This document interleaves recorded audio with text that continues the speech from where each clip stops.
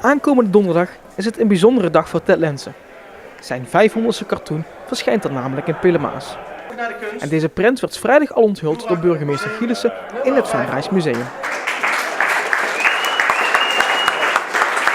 Maar ik kan het niet anders zeggen dan dank voor de geweldige manier waarop jij ook moeilijke thema's toch met een knipoog hebt kunnen benaderen. Dat is namelijk ook belangrijk. Naar mijn smaak wordt er veel te weinig gelachen in de wereld. En zeker als het gaat om politiek en om bestuur wordt ook in het gemeentehuis, en mag ik mezelf ook aantrekken, wordt veel te weinig gelachen.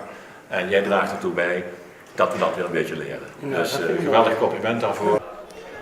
De onthulling was ook direct de startschot voor de expositie Doorak 500. Het betekende ook dat het voor Ted mogelijk een rustig weekje wordt.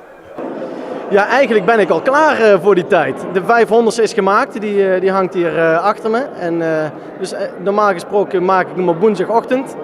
Maar deze keer is hij al klaar en is hij al hier onthuld. Dus het is iets eerder dan normaal. De geestelijk vader van Doorak schonk zijn karakter echter pas later het levenslicht. Die is pas geboren bij nummer 80.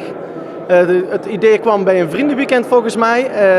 Van goh, eigenlijk moet je een centraal figuurtje daarbij hebben. Toen kwam ik al gauw op Doorak. Ik heb een zwak voor leuke oude woorden en Doorak is daar een mooi voorbeeld van. Dus heb ik een Roois jongetje de wereld ingeholpen met hazenoortjes. En sindsdien staat hij er iedere week in. Doorak is wel een beetje een vlegel, hè? En blijkbaar een Russische naam voor een domoor. Wist ik niet. Ik kende het als een zuidelijk woord voor een vlegel eigenlijk, hè.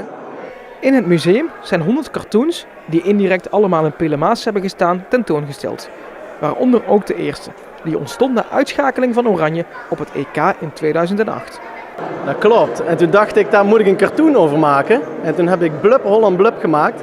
En gestuurd naar de Pelemaas. En in de hoop van, kan dit in de krant komen? En ja, dat werd opgepakt door Christ. En ja, sindsdien zijn we 500 cartoons verder. En speciaal voor deze expositie heeft Ted ook een tekenwedstrijd georganiseerd. Wanneer je jouw eigen strip inlevert in het museum, kun je een privéworkshop winnen. De wedstrijd en de expositie gaan door tot en met zaterdag 20 mei.